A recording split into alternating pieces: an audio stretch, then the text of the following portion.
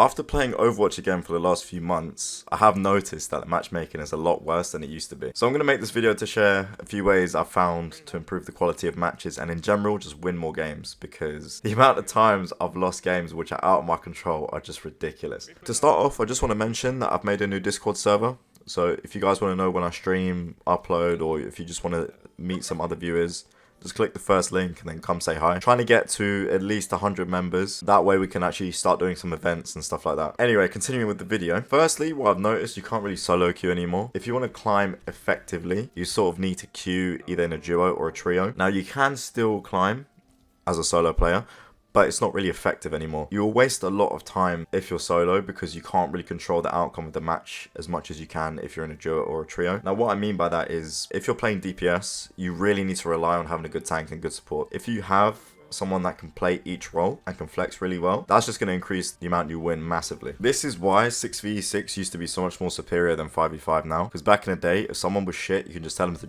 just swap with you, or you can just shift the team around in a way where it works for everybody. You know, I had a game yesterday where this guy usually plays tank, but he got forced onto to support, so we just told him to switch the fuck off, and then we won the game. So it's just things like that that matter, you know. The key things that you have to consider are the teammates you get, which you can't really control. That's already set from the start of the match. If you're going to lose, you're destined to lose. The game usually decides this for you, hence why I'm saying if you're queued with either friends or just competent people, it just makes a massive difference. If you're in a situation where everyone is being stubborn and they just want to run a specific team comp, e.g. meaning you just have a one-trick Doom or some bullshit, your goal is to make this Doom's life as easy as possible. So you either run with him, you play Genji, Tracer, Sombra, whatever, dive with him, you make the other tanks experience miserable as fuck, they can't play the game, so you play Ana, whatever. You just have to support the tank in the best way, or you need to support the most stubborn person in the best way in order to get the best chance of winning. Basically what the game has come down to recently. Besides your teammates and obviously the map and the comp you're running, if no one's really willing to work, the second thing it comes down to is how many mistakes per game you make. At the end of it, whoever makes the least mistakes on paper will win most of the time, but obviously when it's the last fight of the match, fucking anything can happen. What you need to focus on is just minimizing your mistakes as much as you can, and you definitely see an increase in average wins per day. There was a streamer that made a really good point saying if you play for 4 hours, at least 2 of them will be wasted. So don't really be discouraged if you're just winning or losing constantly, because that cycle will break eventually. You just kind of need to figure out what is going wrong, and you sort of just need to identify what you can do in the moment. That's going to be the biggest change for you. Now, a good example would be if you have a Moira or something and they're refusing to switch, but they're dying every fight, there's just not a lot of utility in the team for you to work with. That's when you step in and you say, look, like, can we get a Brig or an Ana or Juno or something else just to kind of help us? Supports are the most important role in the game. I don't care what anyone says, they are so fucking broken. Literally unkillable mini bosses, bruv. Working with your supports is one of the key variables to winning each game. I can't stress how important this is. This is literally one of the 3 things that matter the most. Now, I haven't covered what things you can actually do apart from queuing in a duo or a trio to actually affect your overall matchmaking. So these are what I found. Whether they work or not is a different story. The time of day you queue actually impacts how good your game is going to be. I can't explain it, but either obviously for me, for GMT time, because I live in the UK, I found sort of early afternoon during the week or late evenings, sort of past 9 PM. The games are night and day. I don't know what the fuck everyone's smoking, but people just seem to care more and they're more willing to work with you. If you play on the weekend, sort of any time, that's not midday all the way till about 10 PM. It's fucking raps. Like, just go outside, man. It's just fucking pointless. Now, I must say, if you queue at sort of off-peak, I'm quoting, but like off-peak time, when it is more quiet, the games will be significantly harder. So it's up to you if you want to take that gamble. It will test you. But if you just want a less stressful experience, it's just what you got to do. And of course, you have to factor in people that will come home from school, work, or whatever. You got streamers as well. These guys make up a bigger portion of the population, so you kind of just have to find people with their brain cells. And once you do that, you make friends, you queue with them, whatever, and then you'll just see sort of a rise in your enjoyment playing this game. Since the release of 6v6, I highly recommend just putting 5v5 in the bin. That game mode is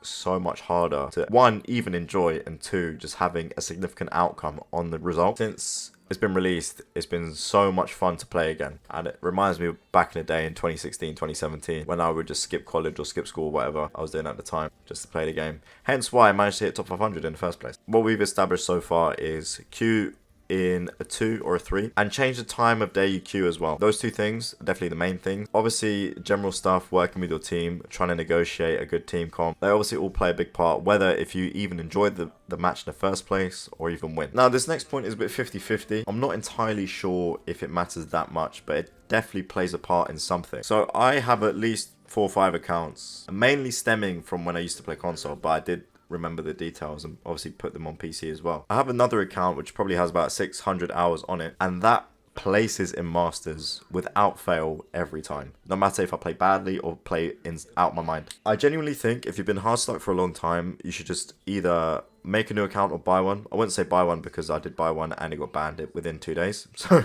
that's in the bin. Make a new account, play fairly well in quick play, get your win, jump into comp, do your placements, and see where it puts you, because your placement games have a massive effect on, one, how much SR you get per game, and 2, just your general outcome of the account in the first place. My main account, which I have over 1,000 hours on, it always struggles to get out of diamond regardless of if I play badly or play well. I'm not sure why that is. Maybe because it's considered sort of a veteran account, so I just get put with fucking donkeys, and Blizzard expect me to coordinate every single fucking inch of the game. It seems to be that case anyway. When I play on the other account, which isn't nowhere near 1,000 hours, I just get people that know what they're doing and I don't really need to speak a lot. But on the one with the most hours, I'm fighting for my life. It just doesn't really make any sense. If you find that your matches are seriously one-sided, whether you win or lose, it's definitely something to consider if you want to change that. Now, I mean, if you're rolling people, I wouldn't even bother, but I mean, if you're constantly losing because the team is so one-sided, I would honestly just make a new account and start fresh, because there is definitely something to do with your account history that impacts your overall matchmaking. I don't really know why. This never used to be a problem back when the game released, but since the last sort of 6 months, it's definitely become a fact.